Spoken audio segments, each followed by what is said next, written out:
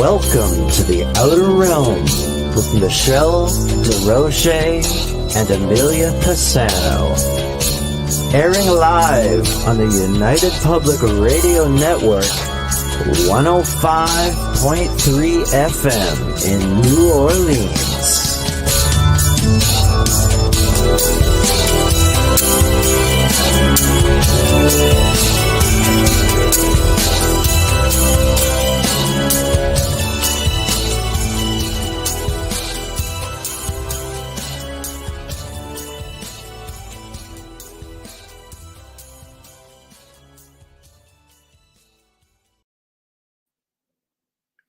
Good evening, everyone. Welcome to the special edition segment of the Outer Realm.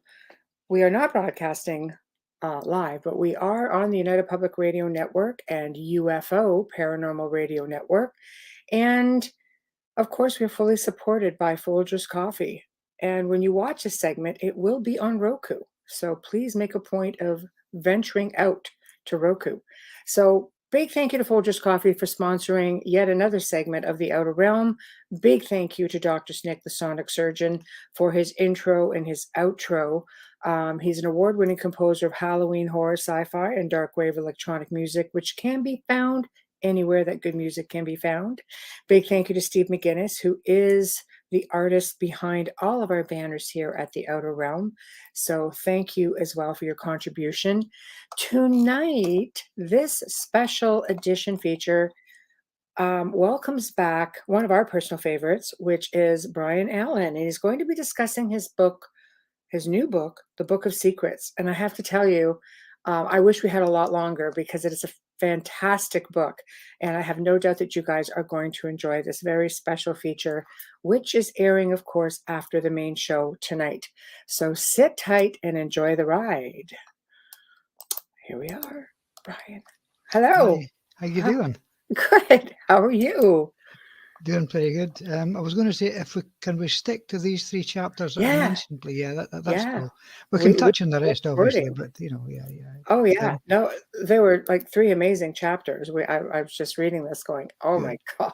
Like, well, what I was hoping to do was, I've actually printed them off, and I'm going to read verbatim from some of them, some bits of it, and also some, especially in Plague Ghosts. There's a lot of facts and figures in that one, so I would like to read that as well if I could do. Oh, absolutely. We are recording right now, and I'm going to let you take it.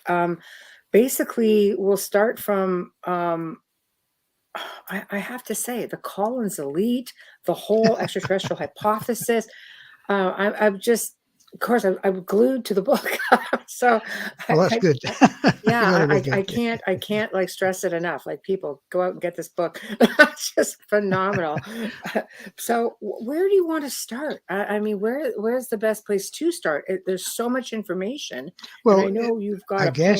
Yeah, I guess if you just, you've done the intro. If you just mentioned the book and why did I write it, stuff, and touching some of the subjects, and then you could ask me specifically about these chapters, maybe. Yeah, okay. Let's do it. So basically, what prompted you? I mean, I've read, these chapters, and I will be delving into the whole book. So I know personally why I think you wrote it, but what made you decide to delve into this? Well, I guess it's just stuff that had been sort of plowing around in my head for a while. There's none of it particularly new, but I decided I'd have another look at it and see if I could come up with some other rationalizations for it. Right. Because the more you dig into this sort of stuff, the more seems to come out of it. I mean, the chapters themselves, well, we're looking at everything from the Vimanas of ancient India through a whole bunch of stuff, really. The Al Bielek and the Montauk project, the fourth dimension. Yeah. Did Martians really build the pyramids? Were the Nephilim the messengers of the gods? The Sacred Ark. What was the Ark of the Covenant? Right. Indigo Star Children, the Stargate Enigma. It's just stuff that had been, and I just decided, well, I'm going to have a go at this, and I just bashed out a few words and had a look at them and built on it and finally come up with like 22 chapters. Well, and I each one imagine in is all your different. Yeah. research for all your other books, you come across even like additional information that you think, oh my gosh, I need to change this and put this in or include it. So you're revising constantly in your Oh yeah, mind, yeah. right? I think it's possibly fair to say that each book I've written has been a springboard for the following one. Right. There are a few where they just I put the brakes on and wrote about something else. Right. But in fact, a couple of the books haven't really been particularly paranormal or supernatural or ufological in that sense. Mm-hmm. I've been about cults because I've got an interest in cults and how they function and how people are, and I'm going to be blunt about this, how they're stupid enough to get drawn into them in the first place. Yeah. To me, because the cults, they're so dangerous to give a person control of your mind is what they're doing. Right. And people seem happy enough to do that and pay them money to do it. I mean, the whole thing's absolutely crazy. I mean, I'm not going to even touch on Scientology because Oh, yeah, right there. yeah, That's out there right now too. yeah. They get great lawyers, so Right. I'm not even going to look at that. But Right. yeah, sure. But I guess I don't know. How about if I take a look at, let's say, well, and you can stop me obviously and ask questions as you go along. But Yeah, absolutely. The stage is yours. There's lots of information. okay, well, we could take it. We could take it. One of the chapters, which is in fact chapter 19, which is ufology, Right. and the Collins elite and how that fits in. Well, the Collins elite, if you like, was introduced, I guess, in about 1952. Mm-hmm. Is when this outfit actually emerged. It was after ufology sort of entered the mainstream in 47, I guess, with Roswell, which is, I'm not even going to go there because there's been too much spoken about that already, and you ain't going to get the truth anyway. So there were so many organizations set up following this. You had the Robertson panel, you had Blue Book, you had all sorts of stuff that was built up because the military, especially the government and the military and the security agencies, they really, really wanted to get a handle on ufology. Was this, and I can see the reasoning for it, because if this was going to be a threat to the security, especially the United States, they wanted to know about it. And it was in their interest to find out, was this a reality? Could they engage with it? And if they could engage with it, could they do so in a way that was going to be advantageous to them? Because let's make no mistake about this, militaries of any country will always try and weaponize anything they think is going to be used to them. And especially if it was technology that did not originate on planet Earth and was bringing things to planet Earth. Well, if they could weaponize that, well and good.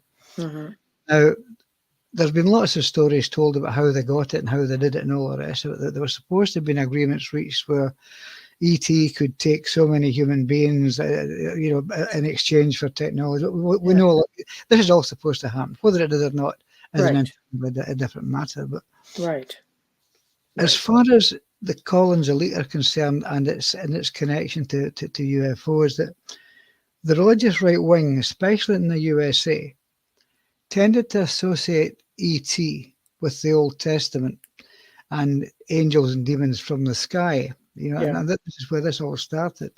Yeah. And as far as they were concerned, the human race was originally corrupted by the fallen angels, as mentioned in Genesis 6:4 and so forth. Right. And this, which eventually led to the end times. But as far as they were concerned, the occupants of UFOs were not physical beings in any sense. As far as they were concerned, they were they were manifestations of Satan. They were demons, in other words. And their purpose was, once again, to infiltrate the human race, spiritually contaminate them, and if you like, bring them to the end times once again. Would this be like an archive type thing? Because sort of. Yeah. Because basically, when you start looking at this subject, there are little tentacles stretch out and they all interact with each other. But the thing was, when the place things like the Robertson panel was set up, when Blue Book and all the associated programs are set up by the US authorities, especially in the US, because they're obviously a vested interest in all this sort of thing. They wanted to know what was going on, but the thing was, when these organizations were set up, that there were within them separate groups who had a basic hidden agenda, and their agenda was to find out, was to go out of their way to condemn all this as being, how can I put this, as being, it was contaminated by Satan. Because they would have said, we're tying this to the Bible and the fallen angels and all the rest of it. So they couldn't see the difference between them. So they were setting out with an agenda. Right. And their agenda was to find this link that was there. So they found a link that was there. They couldn't do anything else. Wow. And this is a pity. Now, the other thing was that I wondered, was this whole thing about the Collins Elite, was it real? Or was it just a fantasy of some kind? Well, I happen to know Nick Redfern. I guess you'll have come across Nick. You obviously will have done, I would imagine. And I spoke to Nick because I've known Nick on and off the last 30 odd years. A couple of times, we're not so intimate friends, but I know him and he knows me. Right. And Nick did. I can't remember. He wrote a book. I can't remember what it was offhand, but it went into a lot of detail about the Collins Elite. So yes, they are real, and in a way, I'm going to quote here because there was I would call him a psychonaut, for want of a better word, a guy called Terence McKenna. Does that ring any bells with you at all? Yes. Yeah. Well, you know about Terence. Okay. Yeah. So I'm going to quote him. Yeah. Well, I'm not going to insult the guy. I mean, he's passed on now, but I'm going to quote him. One of his better known quotations, if I can even actually find it, because I did put all this stuff together to try and, if I can just shine a light on it somehow. Yeah. I'll get to it shortly once we get to it. When it's in here someplace. Yeah, no worries. And if you just bear with me for a few seconds, it's worth quoting the guy what he actually said. It was about how we actually interact with things we can't actually see. So, if I can get it is in here someplace. I can assure you. I promise you it is. That's okay. Yeah, we'll get there. So basically, they believe that we were corrupted by the fallen angels, the Nephilim, and because there is a lot of conversation, even with ufologies or ancient alien theorists that state that a lot of the negative blood type came from Anunnaki. Yes, and correct. Right. So correct. I guess it's like comparing apples and oranges, but in the end, it sort of sums it up in a similar fashion. I actually set out this in different typescript, so I would notice it right away, and I finally found it. Well, what McKenna said was, and the guy was absolutely right, we are part of a symbiotic relationship with something that disguises itself as an extraterrestrial invasion, so as not to alarm us. Yes. And he got that right on the money. Yeah. He is right on the money with that, because this is exactly what we are dealing with, because these things, well, how can I put this? It goes without saying that we are visited by UFOs. I'll call them UFOs. I won't say UAPs because not everybody knows what UAP is, but so we'll just call them UFOs. Sure, extraterrestrial spacecraft. Okay. Right. There is no doubt in my mind that we are and have been visited these things since the word go. Okay, since the start of time itself. In fact, it kind of segs into the last book I wrote with Barry Fitzgerald, The Receptions of Gods and Men. It's the same sort of thing. But there is no doubt about it that these things have been with us since the beginning of time. But it's where they came from has always been the puzzle for me, because once we understand where they came from, then I think that helps to demystify the whole thing. Now, as far as I'm concerned, ET does not come from other galaxies, doesn't come from other star systems, it doesn't come from other planets even. These things come from another dimension. I'm sure they're dimensional beings, and I'm sure that what they fly about in are interdimensional craft. I'm sure of this, I'm convinced of it. Now, as far as a belief in the reality of UFOs, you've Mm-hmm. only got to have a look at James Fox and his astonishing documentary film, The Phenomenon. And if any of your listeners or viewers, I guess, if any of them can get a hold of this documentary, I would advise them to watch it, because this guy has taken the subject and he's looked at it with a very calm, a very rational eye. And the evidence he brings makes it unmistakable that we are and have been and continue to be visited by entities from other realities, shall we? I think it's realities. He doesn't go into that far. He's assuming that they're from other planets. But his sincerity is such as that anyone who is even a disbeliever, if they watch that documentary and they don't come out as a believer, then there's something wrong with them. I think that they're going out their way to deny it. But as far and as what's the name of the documentary again? it's just called The Phenomenon. The Phenomenon. Oh, yeah. Okay, guys, The Phenomenon. Okay, I'll make sure I put that in. Yeah. Do that, and if you've never seen it, Michelle, have a look at this thing. And it's by James Fox is the name of the guy. I've met him a couple of times. He's a hell of a nice, really an exceptionally nice guy. I'm sure I've seen it. Yeah. The other documentary he did was about the sighting at Virginia. Mm-hmm. Yeah, I think in South America somewhere. His other documentary is about that. Now, again, absolutely first class, but not a patch on The Phenomenon. I think that is the best documentary of that kind I have ever seen anywhere. Absolutely outstanding. But anyway, get back to the Collins Elite. Yes. The Collins Elite, as I said, they were set up deliberately and planted within these investigative organizations with an agenda. But the agenda seems to be even greater than just trying to discover that these things are not extraterrestrial, but they're demonic, and they're set out there to sort of, if you like, bring the human race to perdition. That they have their other agenda, and this appears to be the New World Order to me. They want everyone to have a centralized government, and the whole planet, to be driven by the centralized government, and its aim is to destroy these demonic UFOs or the demons that are inside them. Mm-hmm. But I don't think they've been successful, because so far, we think they haven't been successful. We don't know, quite frankly, and we don't really know if we're not all getting organised by a one world government, because behind the scenes that could be going on. Goodness only knows. Exactly. Yeah. I think it's pretty rampant. You have a lot of different things that are very blatantly being thrown out into the public now, stuff that would have been kept very quiet. It just seems that the agenda is changing. The only, as it stands just now, we've got the appalling, the disgraceful situation in Ukraine. Goodness knows what's intended to come out of that. But it seems, I'm not wanting to alarm anybody, but it seems as though NATO is starting to just dig its heels in a little bit and just sort of waving its fist back at Vladimir Putin for what he's saying. That NATO is saying, bring it on, more or less, because we're ready. We're ready. But but the only problem there is, I think that would turn nuclear very quickly.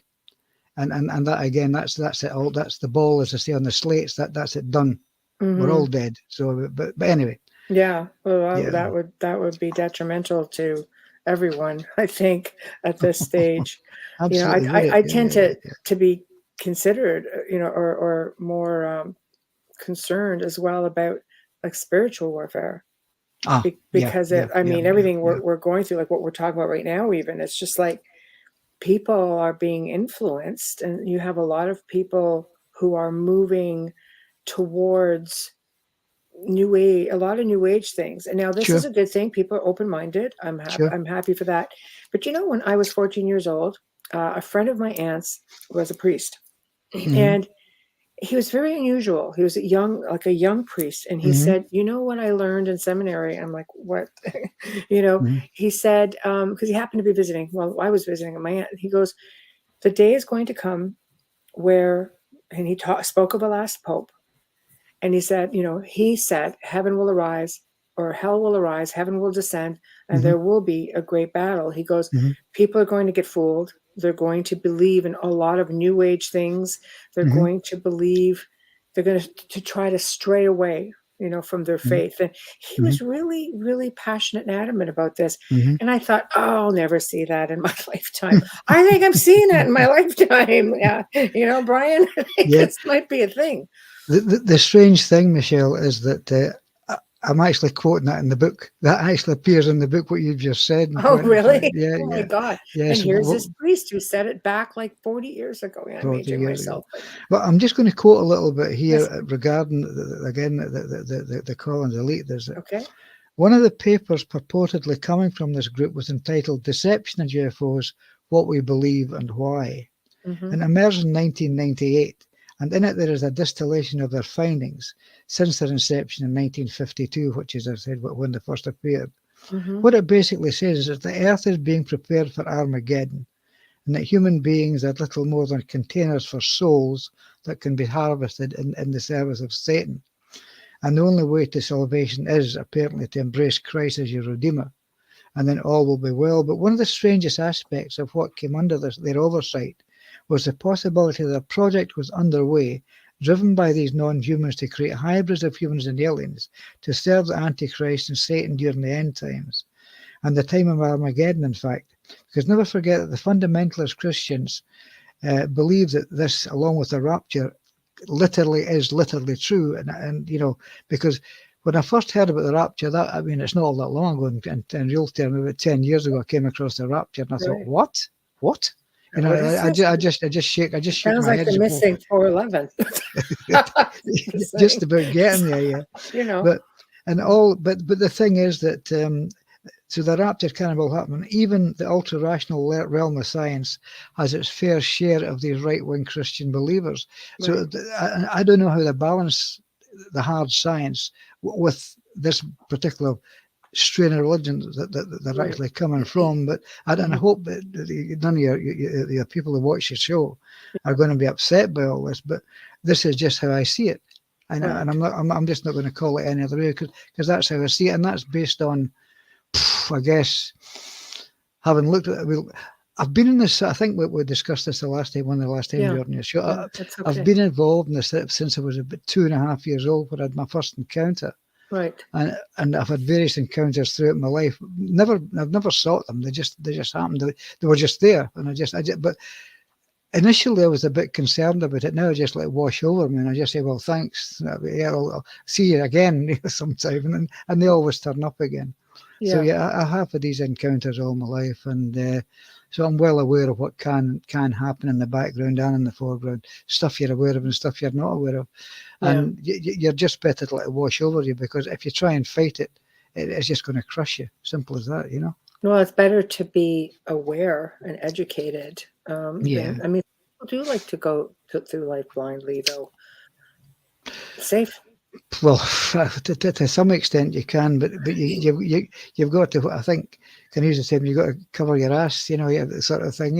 That you can't entirely go blindly through this, and you've got to set up some safeguards, because some of the people I've met, because of the interests I have, that some of their beliefs, I just will not, I just can't buy it. I just cannot buy it. Simple as that. And I will argue the case with them, because once you go down that road, things that are blatantly impossible, you've got to accept that they're possible. Right. And I suppose at some level they are. It just depends what you regard as reality, because reality, I suppose, it is malleable depending on your own beliefs. And how many realities? and as you, how many realities? But what I'm going to do now is move on to chapter 20, which is Plague Ghosts. Mm-hmm. And basically, we all know about the horrors of plagues, both ancient and modern, and how they were dealt with in various places, and how they were dealt with what was markedly different, especially in relation to what happened to the bodies of those who unfortunately died during the plagues. Because the most recent plague that we suffered, because the Black Death, that doesn't involve the USA, because that was long before. This is the a USA worldwide plague. Yeah, of course it was. But plus the fact it was back in the 1500s. Right. But we'll just look at the COVID-19 pandemic, which was bad enough. And the thing was that especially.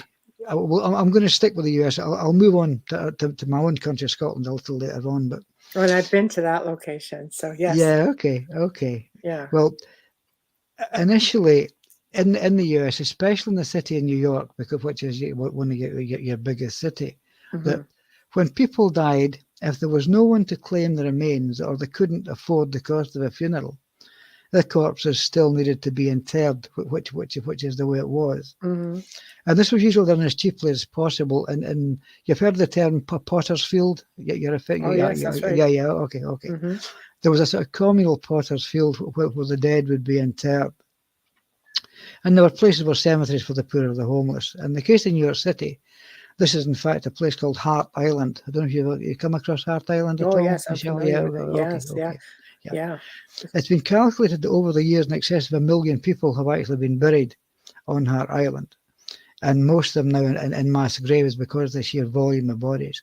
In fact, there are so many corpses that gradually the bones find their way and percolate to the surface. And I've actually seen this. I've actually seen this for myself in another location I'm going to touch on in a few minutes in Scotland here.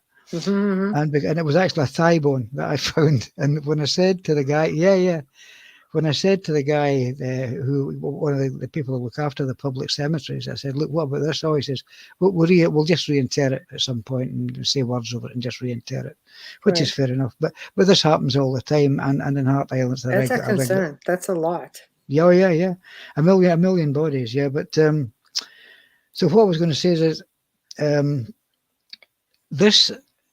It's a relatively common occurrence where a vast number of burials have taken in the same area, that these bones will in fact come to the surface. But Hart Island is located at the western end of Long Island Sound in the northeastern Bronx in New York City, and it was originally purchased from the Native Americans in 1645 by an English physician called Thomas Pell, whose name became immortalized in the Pelham Islands archipelago.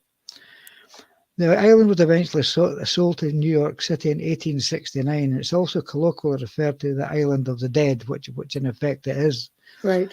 And in the due course, and in a rather creepy and unsettling film called The Island of the Dead was actually filmed there because they couldn't ask for a better setting, because that's exactly what it is. Right.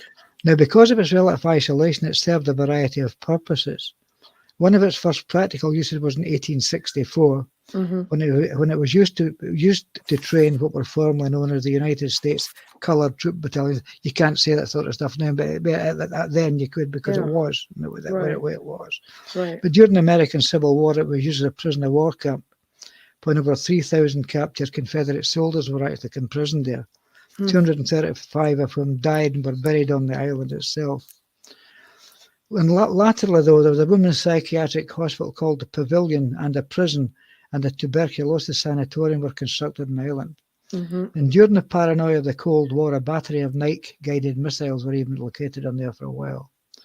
But the last of the civilian buildings in use was the psychiatric hospital, but this has now been abandoned, and the patients were moved elsewhere in 1977. However, the hospital, many of those historic buildings are now being torn down to create more space for burials, because they're literally running out of space to bury people. That's right. Now, given the checkered and mostly unpleasant history, it's not surprising that most of these accounts of the ghosts have been seen there. Now, most of these accounts have been reported in two locations.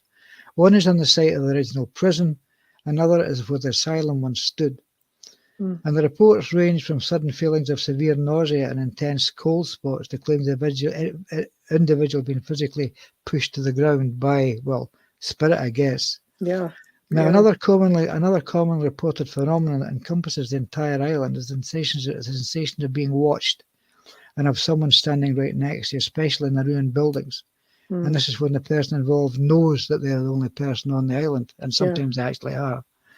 But the apparitions encountered take the form of figures seen in the mist that, given its mid-river location, are common at the early morning. And if anyone approaches these figures, they just melt back into the mist and disappear.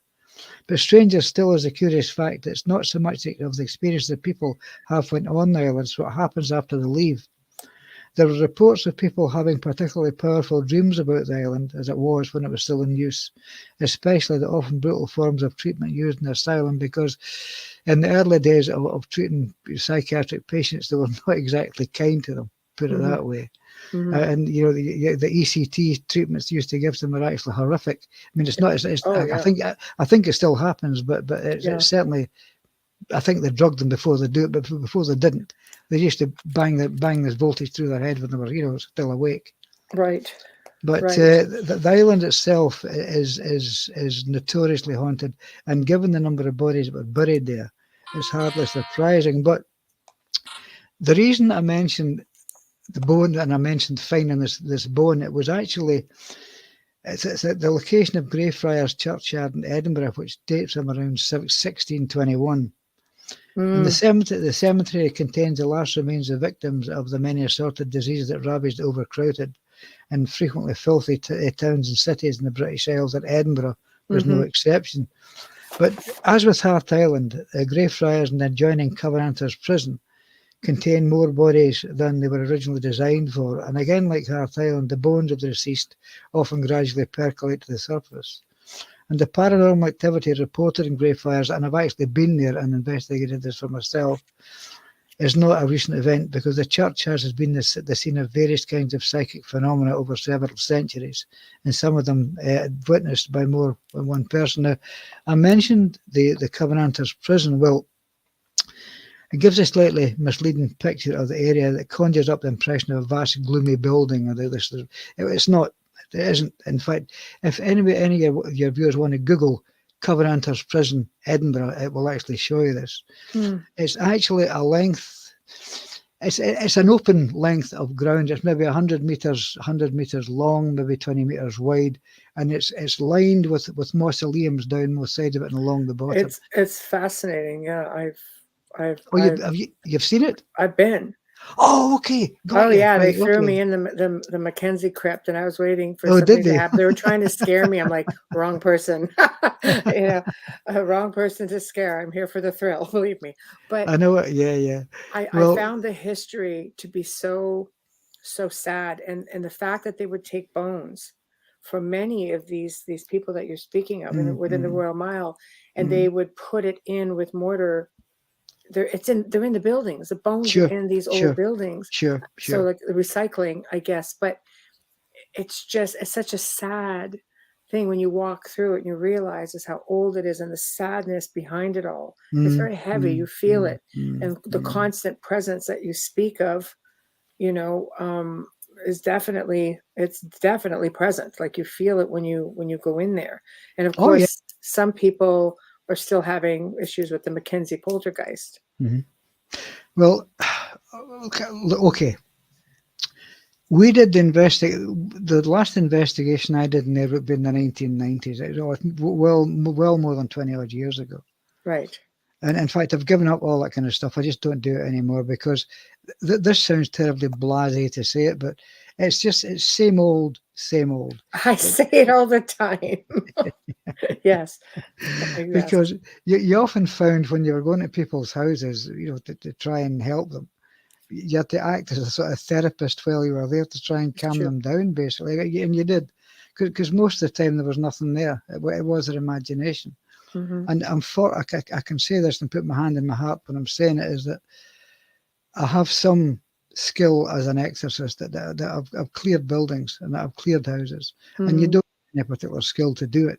All you got to do is really mean it. You've got to really mean it, because I go in there and I curse and swear and do all sorts of stuff, and I tell them to get out of this place. You don't belong here. And 99 times out of 100, they'll go. Sometimes they won't, but most times they will go, because they need you. They need us to be here. We don't need them. That's right. As simple as that. That's right.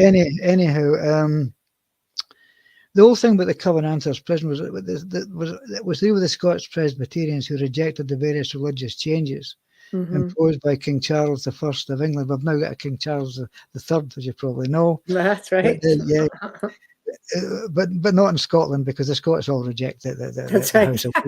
Scotland's its own place with its own attitude. I love it. I love Scotland. But that's another story. But These changes were intended to impose the English Episcopalian view of the Christian faith and the various changes in the practices within the Scottish Protestant Church, which was fervently anti-Catholic and extremely suspicious of the Anglican faith anyway, which it saw as being roughly Catholic in how it was organised. But this resulted in the bishops' wars, and the whole thing just went on, and they just went fighting and battling all the rest of it. But I'm kind of drifting off the subject now. But basically, what I'm actually saying is that, like Hart Island, with the million bodies that they think have been buried there, and the bones all coming to the surface, and the hauntings. Right. The thing is that the Greyfriars Churchyard in Edinburgh is exactly the same, and that is why you get bones coming to the surface, because it was designed for, just say for a number, it was designed for, say, 10,000 corpses, Right. and there's nearly 500,000, I think, buried there, and as many as that, and that is because they're literally buried one on top of the other, and the bones just come to the surface. But and don't you expect that in Europe because it's so old? You know, they build over top. Yeah. Know, we're not used to that on this side of the world. Mm-hmm. Well, I guess it eventually will do, because we know that we can see it in cemeteries. You know, when we visit the graves of my parents, my wife's parents, and stuff. You can see that gradually the cemeteries are getting bigger and bigger and bigger. They just need more ground. As simple as that, because people don't stop dying, and they got to be buried. As indeed we both will be at some point, I guess. But even cremation is hard. I mean, look at Pavaglia Island. Everybody's cremated, and the whole island is, you step, many parts of the island, and it's spongy. Really? Oh yeah. Oh my God. Oh my goodness. There's one you need to research. It's crazy. I tried to they don't let people go there anymore. I tried to send my daughter when she was in Florence, and I said, okay, you're going to go to Pavaglia Island. I'll pay for the boat. She goes, we're not allowed to go there. Okay. Yeah. Okay. I just left it there, and she didn't end up going. I mean, a lot of the locals won't go there. It's so haunted.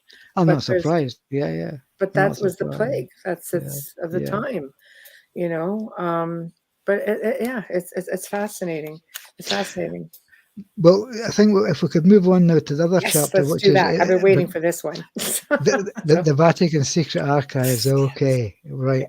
This is another one that I was fascinated by, because I'd obviously heard, as I said, I was born Catholic, and I went to the church and stuff. Yeah. But you hear about the Vatican and what's supposed to happen there. Well, is there a secret archive? Is there? Yes, there is, and it is real. Now, as far as I can make out, they haven't actually digitized the contents of this archive, and it exists of miles of shelves covered with documents dating back 1,200 years. In some cases, and they're on papyrus, they're on all sorts. But this is kept as an archive, and you better have a good. You can get in. You can get access to the secret archive, but you've got to say exactly what you're looking for. And you've got to tell them precisely why you want in there to get there, to actually have a look at this for yourself. And you're never alone for a moment when you're in there. And it's not done by cameras either. Somebody is with you, and they follow you down like a dog. They follow you all around that place, and they will sit and watch what you're doing. They'll watch. You're not allowed to photograph the material. You're given a pair of gloves, like white gloves. And if you open the documentation up, it's all done with gloves. You can make notes by all means, but you can't take photographs of stuff.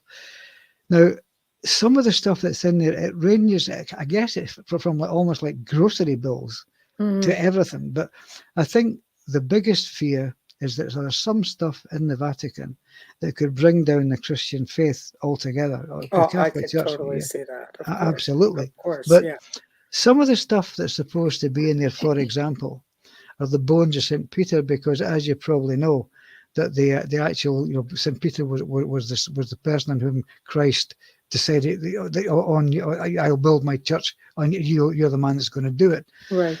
So the secret archive, it's actually now known as the Vatican Apostolic Archive. It holds records, documents, and contracts held and passed down between each pope. In 1800s, Pope Paul V ordered the items stored in the Vatican Library to be transferred to a separate collection to increase security. And as I say, the contents date back over 1,200 years. It is thought that the cross that Christ died on is even in there. Even the Holy Grail, the Ark of the Covenant, Noah's Ark, you name it, they're all supposed to be hidden away in the archive. It's Noah's rather Ark like, would be a stretch. I would say, That's a because big one. yeah, absolutely. Because when you think about it, Rosslyn Chapel, the vaults in Rosslyn Chapel are supposed to hold all their stuff as well. They don't. Well, maybe they do. Who knows? I We'll keep know. the I mystery love going. it. But, I love a good mystery. Yep. But like I say, the third secret of Fatima, the real third secret of Fatima, is also supposed to be in there, because the one, I think it was in the 1990s, one of the popes, he said that he read out, this is the third secret of Fatima, but it's thought that the what is discussed in the third secret is so dire that it's never been actually revealed, and the third secret is still in there. But like I say, that the remains, the human remains were actually found below the Vatican in the 1940s, and these were assumed to be the bones of St. Peter, if you like. But because that was where Nero's Colosseum was. That's that's precisely. Yeah. He was martyred there. He was martyred in the Colosseum. That's absolutely right. Oh, okay. But they were not publicly displayed until 2013 under the authority of Pope Francis. The public actually got to know about them. In fact, the Pope Francis has prayed over the remains. There were 9 fragments of bone, in point of fact, which were displayed in a bronze display case beside the altar during a mass, which is held to celebrate a lengthy recognition of the Christian faith. That said, since Peter was the first pope, which in fact he was, it's possible that after his death he was interred in a known location, so that these remains might have been his. But there is no absolute proof, and DNA testing assumed it could be obtained from relics that old. Because how can you really DNA? I mean, how do you? You can't. They say the same thing with the skull of Mary Magdalene. That's right. How do you know? Well, you can't know, because there's nothing to get the original sample off. That's right. Precisely.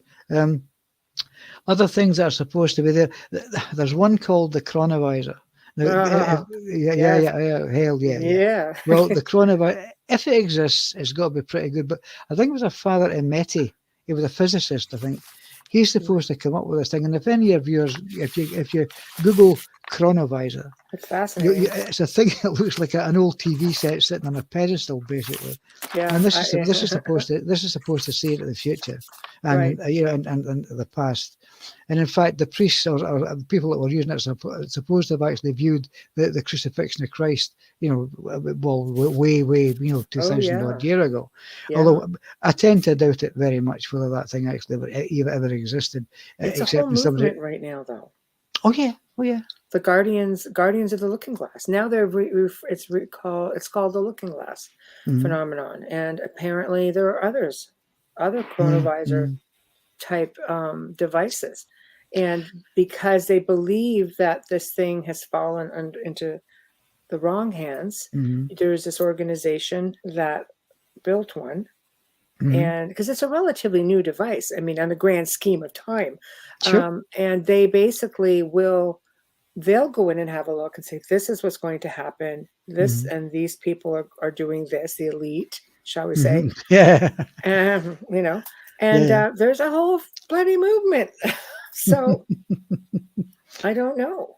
Well, we'll categorize that one as unknown. Indeed. Again, this is supposed to be there, but there's also evidence for aliens supposedly there, and oddly enough, Satan is supposed to be interred in the Vatican Archives, or he's either trapped there, imprisoned there, or his corpse is there, or something. But Satan is supposed to be there. Also, there's supposed to be stacks of grimoires, spell books. Yeah, especially. There's one in particular called the Grimoire of Pope Honorius III, which is supposed to be the most evil book ever written because of the kind of spells it contains. In fact, anybody that wants to see that doesn't get to see it, because apparently this book is so manifestly evil that it's just too much hassle to even move it, because spells have got to be said, prayers have got to be said, litanies have got to be read out to actually protect whoever's going to use this thing or even touch it. So I think when it was put under lock and key, it's been left under lock and key, and it's never been touched since. But the book it's called the Book of Pope Honorius III, and or the grimoire of Pope Honorius III, and it's well worth your viewers googling that and having a look if they're interested. But it's the theory behind it that, like, as to why it was written, that fascinates me. The fact that they felt as though priests,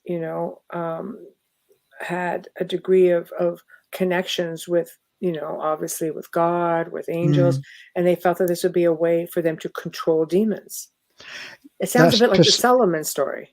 Yeah, well, what you're saying is, again, I mentioned this in the book. Yeah. It just shows you that it was thought that if priests could contact angels and contact the good side, they could also go to the dark side and control that, which is why.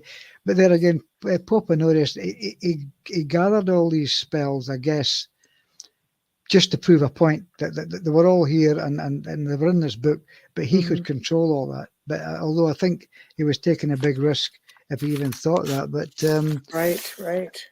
It's also, as regards evidence of aliens, it's also thought that, again, in the Vatican Archive, you've got the classic alien mummy skulls, the extended skulls, they're thought to be there as well. But these are just some of the things, bits and pieces that are supposed to be hidden in the archive. So, but the truth is, it's real or it's not real. It depends if you believe it. Is there stuff that's really important hidden away in the archive? Absolutely there is. But I think it's probably more political than any of this way out stuff that's actually said. Although who knows? Maybe they have. We wouldn't know, because it's also known that the Vatican's got a couple of pretty heavy-duty observatories, and Look at Lucifer. That's the observatory in the United States. Apparently, it's just like they do a lot of amazing research there. Oh yeah. Well, because they've obviously got an interest in what's above. But there again, this gets you into the sort of argument: heavens above and hell's below. Right. But yeah. Right. But I think it's great. I mean, there's an endless supply of money for the research, and they have the technology. Why not? But what I find interesting is a statement that they made not that long ago, saying that they're going to be preparing their people for the arrival of extraterrestrials. Yes.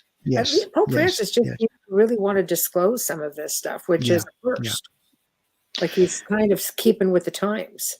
The problem with this is, and I've heard this, the very thing you're talking about, is that the church seems to think that if we have contact with ET, and ET has never heard of God or Christ, and they have no notion or no concept of a creator God, it's up to the Catholic Church to teach them that there is, and this is the way to do it. And you're starting to think, what? I mean, really? Well, if ETs are angels and demons, I mean, there's a hypothesis that Jesus himself might have been extraterrestrial. It would certainly make a lot more sense, if I'm perfectly honest, because a lot of the stuff that you read about in the Bible, I mean, the miracles and this happened, that happened, this is extraterrestrial technology, I would say, especially when you talk about flying chariots and all the rest of it, things in the sky. Yeah. But bear in mind that when these things were saw, and the sort of the worldview the people who saw them had, all they could attribute was something that came from up there was heavenly, and something that didn't was satanic in origin. Although they could all just have been ET in any case, so it wouldn't really make much difference. But what actually was said in Matthew 16, verses 18 and 19. This is when St. Peter was made the first pope. It was said, "You are Peter, and on this rock I will build my church. I will give you the keys to the kingdom of heaven. Whatever you bind on earth shall be bound." And that was actually how, if you like, St. Peter became the first pope. And that well, according to the Holy Scripture, that is what was said, or whether it was or not is anybody's guess, because it was men that wrote the Bible, not God. Right. But then again, I don't want to get too controversial. Yeah. Well, this show has a lot of that. There was something I read in this chapter that was a little bit would be concerning, I think, to Roman Catholics with respect to the Vatican, but that there are satanic, I guess it was said that there's satanic rituals that happen here. This is something that seems to be coming up a lot, right down to the new, the new, I guess their new state of the art stadium, which has got like, this big snake head. I mean, I think, when you go back into ancient knowledge, the snake and the serpent was actually Sure. knowledge. Precisely. Yes, exactly. Right? It's a knowledge. And of course now I can see why they would want to have to educate people, but I think people have been suppressed so long that, Roman Catholics, Christians on average should have been taught, no, the serpent is knowledge. But instead it's the serpent is the devil. So they see this in their great institution and like, what is this? So I don't know. You can take this right back to the Garden of Eden when Adam and Eve were tempted, and Satan. The tree was knowledge. That's what it was. I mean, the tree was knowledge, and there was nothing to do with apples falling off trees or whatever. Yeah, it was not. It was knowledge. It was so simple as that. It's not difficult. Yeah, absolutely.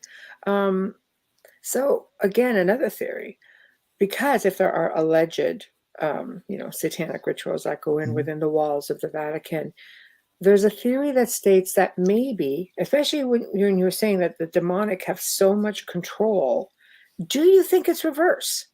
Do you think we're taught to pray to this other being as opposed to, because sometimes you have to admit, as an exorcist, you've gone in, you've cleared places, I'm sure a lot of these places had like demonic energy, and you go in and sometimes you have traditional rites of exorcism, or everybody has their form of deliverance, but it seems to just empower some of these things. They just seem to come back. And then as people pray, what are they praying for?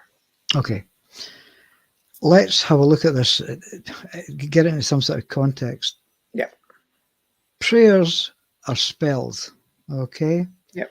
And especially when the Catholic Church, and again, I mean no disrespect here, but when the priest is on the altar and he's praying, and during transubstantiation, he's bringing Christ down to the altar, or bringing God to the altar, where he is when he's saying these prayers and carrying out these rituals. Right. But this is magic by any other name, because religion is magic, prayers are magic.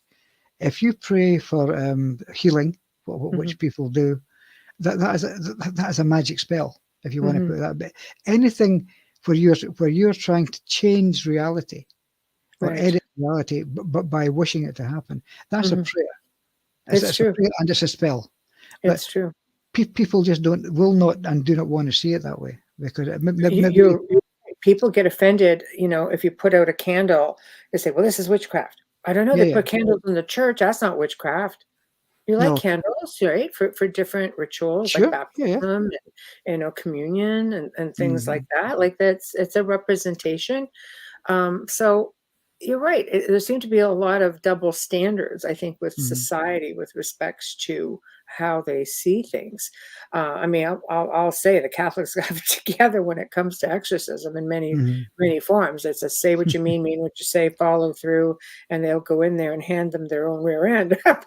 but in some respects, a lot of exorcists have really taken the brunt as well. Like it's a difficult thing to do. As you say, sometimes it's better to stay under the radar and not put yourself right in the front. Well, this just shows you. We've basically just talked about 3 chapters of this book. Yeah, it's a fascinating.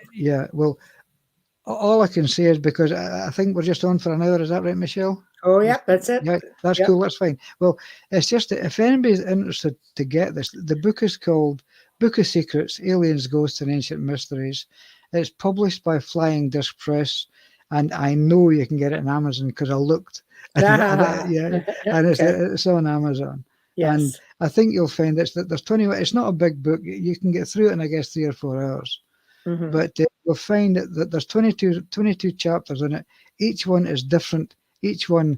But they're all in some way linked. There are all links running through the whole book. Because you can find that there is nothing in this world that stands on its own. Right. Everything is interlinked at some level. It has to be.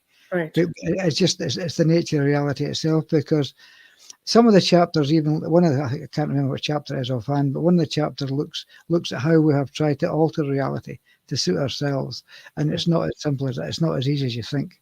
But it can be done. I believe it can be done. Oh, there are people who think you can't manifest your own reality. I think it's depending on what you're trying to manifest. It's if you tell yourself every day that you're sad, I'm sad, I'm sad, my life is just. I think after a while, what you put out, that sort of comes back to you in some form. Those are the type of people you attract to yourself. So I believe to a degree you can do things like that fairly easily. But I think, if you're trying to win the lottery, it's going to be a little bit harder. I don't believe God. The thing, but you don't need money. It's inconsequential. It's not what this is about. It's like, what is wealth? He's like, I want to be wealthy. Well, what is wealth? You are wealthy. You have the love of a good, spouse. You have family. That's right. You see, I think it's all in our perception of what the word is. You've got the good family, you've got the loving space, but you got no money. Exactly. Cold hard cash, man. That's why you have to be really specific. But universe and our creator seem to sometimes have a little bit of a sense of humor. Look, I'm going to be honest. I mean, I still pray. Yes. Honestly, if there's something really bothering me, or if I'm having a real hard time, I will pray. Yes. And sometimes it appears that my prayers are answered, and because it's almost as if that prayer acted as a spell, and it changed reality that little bit, that it gave me a break. Or was it some guy up there or some spirit that actually heard me and shifted, and it shifted reality for me. I don't know, but yes, I mean, I pray. If I'm truthful, I still pray. Honestly, I really do. If things are really. No, I believe if you put your power into your faith, I've seen people clear their own homes out of a bad situation because they stopped. I say, don't be a victim. This is your mindset. You are a warrior. You can do this. You are the one with control. And when that changes, the situation changes. And it's just proof that we are powerful beings. Psychokinesis, we are powerful beings. Of course we are. The other thing is, if I remember back in the show again, I can't remember if I actually told you about this, but I've actually cleansed my house twice because I had to. Right. Because it was stuff that I did, brought stuff here, and I had to get rid of it. And it went both times. Yeah. Right. Yeah. Things like to follow back, or follow you back. Well, you are welcome on this show anytime you'd like to come on the show. You have an open door policy, and I love having you on. Your wealth of information, and you're a pleasure to spend time with. Can I just back at you, as they say, absolutely straight back at you? Thank you. You have something coming up, you let me know. And Bob's your uncle. You're on the show.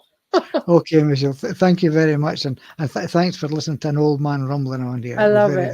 I love it. I love the book. And I there's another one of your books I have. I just. Oh, that's the Deceptions of Gods and Men. Yes. Yes. Yeah, that's the one I wrote with Barry Fitzgerald. Yes. Yes. Yeah, there's another one as well. I'm on a roll. I know. Okay. I ordered that one off Amazon. Took a while to get here, but I'll be digging into it. It's eluding me right now because I'm stuck on the Book of Secrets. I'm just trying to think. I mean, I've written 13 and a half books because Deceptions of Gods and Men I wrote with Barry, so that was a half a book. But I've written sort of 13 books on my own and one with Barry. So right. It's you have they're all interesting. It's just I'm going to read this other book and I'm going to message you and I'll see if you want to talk about it. Sure. Yeah. Because I think that when something just grabs my attention, it's like, oh, I need to read this. I need to learn about this. Well, all I can say is if you do, and tell me which book it was, because I'm going to have to read it so I can remember. I'm going to look right now. I'm going to go in right now. 1 second. Because I ordered it on Amazon, so it's going to be here. Oh wait, you've reached the end of your list. I don't think so. I have a very long Amazon list, so I can assure you of that. But what I will do is I will There's like casting out. That's what exorcism and possession. There's the barriers of belief. There's revenants, haunted places, haunted people. There's all sorts of stuff. It's been one of the newer ones. I'm just going to go into your bio 1 second because they're all in there, if I'm not mistaken. Again, it was one of the new. It might have been the Dark Messiah. The Dark Messiah, yeah. It might have been the Dark Messiah, because I see things like that, and I'm just like, right away, I just know it's going to be, you're going to be delving a little sensitive information, but I'm pretty sure that's the one. So Okay. I'm going to read it, and then I will message you, and because I would love to interview you on it. Then I will read it so I know what I'm talking about. Okay. I just forget, because the thing is, when I'm writing the books, and I know everything, I can give you snap. I can give you information straight away. Once I've done, I've got to shelve it, shut it to one side, forget about it, then concentrate on the new one. Right. And you got to do it because you can't carry all this stuff in your head. You just can't do it. No, it's very difficult. Well, I knew, because that was going to be my next plan of attack with you. And dang it, you came out with this one. I'm like, okay, now I need to have to do this one here, and it's new, so it's going to be fresh in your head. And Philip's like, yeah, okay, do this one. Let's get it out there. I'm like, okay, Philip, no problem. So now it's going to be the next one. So I will be in contact, and I will book you. Okay, God bless. Take care of yourself and have a good one. You too, darling. Bye-bye. Well, I hope you guys have enjoyed this interview with Brian Allan. He's just wonderful. The book, I can tell you, is amazing.